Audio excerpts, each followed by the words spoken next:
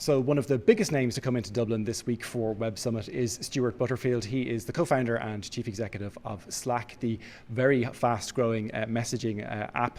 He's also the co-founder of Flickr, which he sold back in 2005 to Yahoo for $25 million. Stewart, I suppose first of all, let's talk about Slack. Many people have used it, but others will not. Maybe you could just explain to those who haven't seen it and don't know what it is. Sure, it's a messaging app for teams. So just like any other messaging app that you're used to using with individuals, like Facebook Messenger or iMessage, but specially designed for teams with the concept of channels, which are a way to send messages to whole groups or projects or office locations at once. It's been really phenomenal in terms of growth over the last year or two. Can you, I suppose, put that in numbers and maybe explain to us why you think it's been so successful? Sure. There's 1.7 million daily active users, and that's the thing that we really count, because it's the kind of application that if you're not using it every day, then you're not really using it. So a year ago, it was about 1/6 of that. The year before that, it was 1/100th of that. So yeah, growing very quickly. And why do you think it, in particular, Slack has been so successful? It's a complex answer, but I think a lot of it has to do with the timing. There's a messaging for people who have been online for a long time is kind of regarded as an ancient application of the internet, but for, I don't know, 800 million or so people who got online in the last 3 or 4 years, it's brand new. And the rise of the smartphones and LTE networks and that always-on kind of culture kind of prepared a lot of people for messaging. Mm-hmm. And do you think office messaging, though, is an email killer, as some people are describing it, or is that overstating it a bit? I think it's overstating it a little bit, just because email is a great lowest common denominator tool. And that sounds derogatory, but I just mean it in a way that it crosses organizational boundaries really well. It's how we set up this conversation. It's how people like us 10 years from now will set up conversations like this. But inside of an organization, it's a terrible way to communicate, I think. And I suppose the problem, though, potentially is that it adds another layer of communication to an already frenetic world of communication. How do you stop that from becoming a burden on people? Well, I think if that's what is going to happen with an organization, because it doesn't work for every single organization, but that's what's going to happen, then they'll just stop using it. It needs to replace or consolidate other forms of communication. And interestingly, when we ask our customers what they used before Slack, 80% of them will say nothing. When of course they use something for internal communication, and usually it's kind of a hodgepodge of email, maybe Skype messages, Google Hangouts. We see people using private Facebook groups. There's comments and task management applications, and just kind of a whole mix of different systems.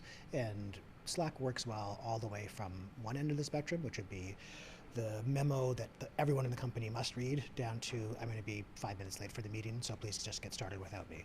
And if you can cover that whole range, then it definitely will end up replacing or consolidating other forms of communication. Mm-hmm. Of course, you're not the only player in the market, though. There's a lot of other people out there. There's Microsoft's Yammer and Bittrex24, HipChat, lots of other people to compete with. So how are you going to stay ahead of the competition? That's relatively easy. I mean, not the staying ahead part, but the strategy part, which is just really stay focused on customers. And we had an interesting backstory here. The company was founded to build something completely different. We had an internal communication system that worked very well for us. We found that we didn't use email, and that wasn't a dictate. It wasn't something that we decided, we didn't use email. And we loved it, and so we thought it would be good for other people. That worked out well, and since then it's just been really laser focused on customers' needs and what makes people happy, but also a lot of research into what makes group communication really work. Mm-hmm. You're, I believe, very strong on gender diversity. I think 39% of your 250 employees are women. Do you think you're going to be able to keep that up in the long term? It's obviously hard to find women in the tech industry, and I suppose, you know, to keep that model going. Yeah, I think it will probably get easier over time. And I think that one of the big things we're focused on is not just having that balance. And I think, I actually don't know the stat off the tip of my tongue, but I think that's right. When we also have 45% women as managers and 41% of the employees report to a woman. But I think that will become easier over time. And one of our big focuses is not just adjusting that number or bringing it up, but creating the kind of place where attrition rates for women are the same as for men, because I think it's a big problem. You know, one of the reasons there's fewer women in the industry is that it's not a great place to work. A lot of companies are not a great place for women to work, and they end up leaving. Mm-hmm.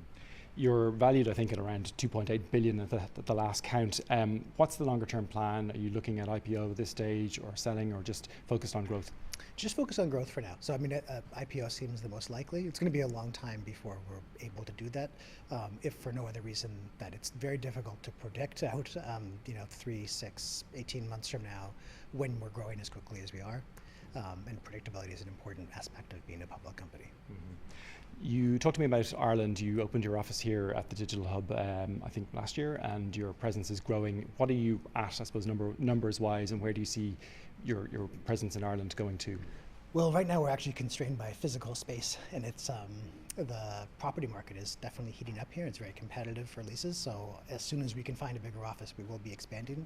We anticipate, I think, I can't remember if it's 6 months, a year from now, being about 120 people, and we'll see how big we can grow it. Mm-hmm. That is one constraint to the property market here at the moment, and a lot of tech companies talking about it. The other is, I suppose, talent. Are you able to find the people that you need, the right kind of people here? There's lots of them, but it seems increasingly hard to attract them away from other companies. Well, we're used to competing in San Francisco, which is even more competitive. So this is a competitive labor market as well, and the good news is a lot of talented people, a lot of educated, very capable people, and I think maybe this is a temporary position for us to be in, but right now we're the cool company, so it's much easier for us to recruit. Mm-hmm. Talk to me a little bit about Flickr. I mean, at the time that you sold out to Yahoo, I suppose mobile wasn't as big as it is now, and I suppose you perhaps couldn't have foreseen that.